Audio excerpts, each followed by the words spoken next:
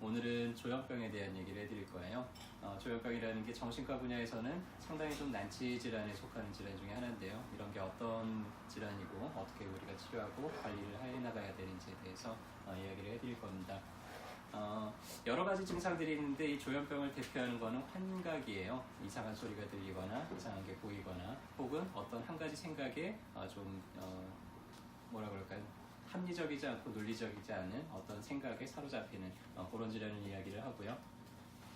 그래서 비정상적인 사고와 현실에 대한 인지 이상을 특징으로 하는 정신질환을 우리가 조현병이라고 합니다. 가장 핵심적인 증상은 망상과 환각, 사고장애 이 세 가지가 가장 핵심적인 증상이고요.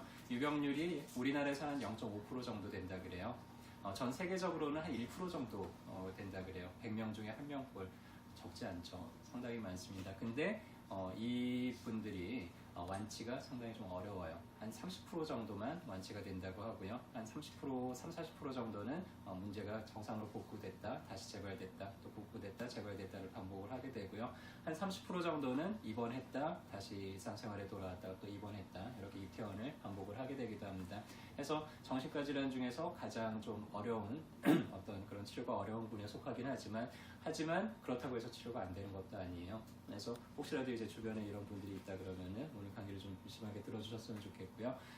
보통은 어린 나이에 발병하지는 않고요. 보통 10대 후반에서 한 30대 사이에 가장 많이 발병이 되고요. 혹시 너무 나이가 들어서 뭐 40대나 50대 이후에 발병을 한다 그러면 훨씬 더 예후가 안 좋다고 나와 있습니다. 그런데 대체적으로는 우리가 성인기에 접어드는 그때 가장 많이 발병을 하게 되고요.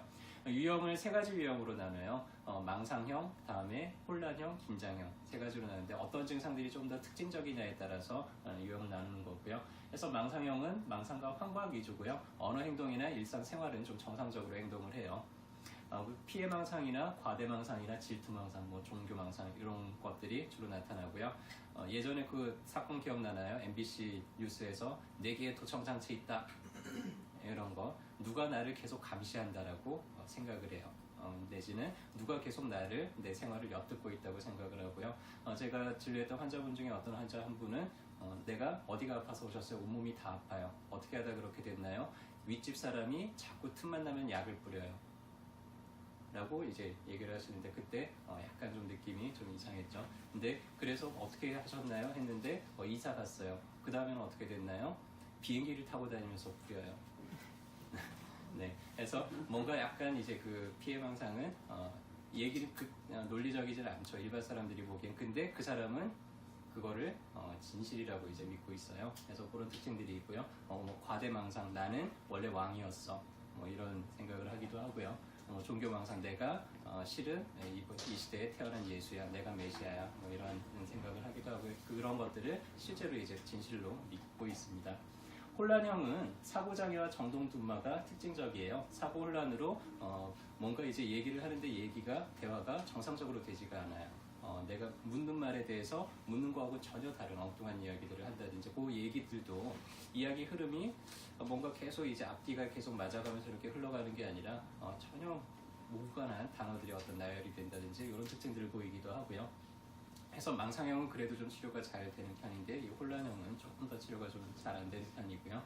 긴장형은 조현병에서 좀 분리가 돼서 조금 다른 질환으로 이제 이야기를 하기도 하는데 이 경우는 정신운동장애, 인사불성이나 갑자기 막 과도하게 흥분을 한다든지 신체적인 장애, 갑자기 아무 꼼짝 않고 있다든지 아무 행동을 안 하려고 한다든지 아무 말도 안 하고 있는다든지 납골증이라는 거는 자세를 좀 불편하게 만들어요. 이렇게 허리를 꺾으면 우리 정상적인 사람들은 다시 이렇게 편한 자세를 취하려고 하잖아요. 근데 납골증은 한번 이렇게 꺾이면 그냥 그대로 가만히 있는 거예요. 다시 편한 자세를 취하지 않고 계속 이제 뭐 거부한다든지 같은 행동만 반복을 한다든지 같은 의미 없는 단어들을 계속해서 얘기한다든지 그래서 어떤 사람은 메아리 부침개 에이스 이렇게 같은 단어만 계속 반복을 하는데 조금 그런 행동을 보일 때는 조금은 좀 위험한 상태일 수도 있습니다. 해서 그런 특징들이 이제 보이고요.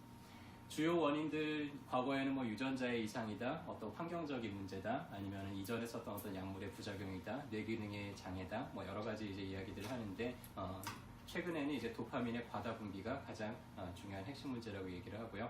실제로 조현병을 앓는 사람들의 뇌를 촬영을 해보면은 뇌가 상당히 각성되어 있고 많이 흥분되어 있는 상태예요. 무엇으로 비교를 하는 LSD라고 하는 마약을 쓰면은 막 환각과 환청이 들리거든요. 근데 그거를 복용했을 때랑 비슷한 정도의 정신 상태가 이제 계속 유지가 되는 거고요. 최근 서울대 연구에 따르면 거울 유령, 우리가 무언가를 보고 공감을 하거나 똑같이 따라하거나 똑같이 상대방의 타인의 기분을 그대로 좀 받아들이는 그런 거울 유령에 좀 장애가 있는 사람들한테 이제 문제가 나타날 수 있다라는 그런 연구들도 있습니다.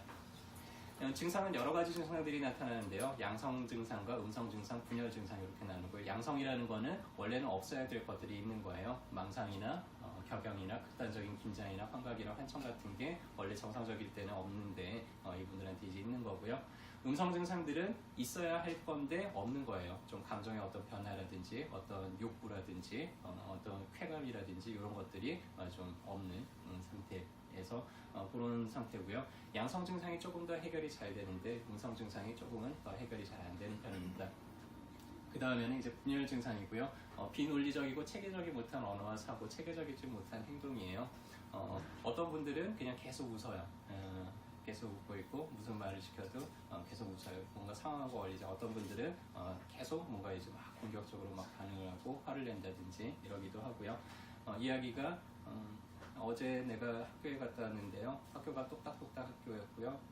그리고 부침개를 먹었는데 부침개에서는 개미가 굶실굶실 기어댕겨 뭔가 이렇게 사고의 흐름이 좀 정상적이지 않은 그런 언어 체계를 보이고 있고요. 아마 여러분들이 지하철 탔을 때 가끔씩 관찰해 보셨을 거예요. 뭔가 이렇게 앉아서 계속 혼잣말로 뭔가 중얼거리고 있는 그런 분들 관찰해 보신 적이 있을 거고요. 그래서 주요 증상은 세 가지예요. 망상, 어떤 합리적이지 않은 생각, 아까 얘기했듯이 그런 피해망상 같은 거고요. 환각 중에서는 환청이 가장 흔합니다. 계속 귀에서 어떤 소리가 들려요. 오른쪽으로 가, 오른쪽으로 가, 오른쪽으로 가, 주머니에 손 빼, 주머니에 손 빼, 야이 바보야, 야이 바보야 이런 소리를 계속 듣는다고 해요. 만약에 내가 일상생활하면서 사람들이랑 대화하는데 귀에서 계속 그런 소리가 들린다 그러면 정상적인 대화가 가능할까요?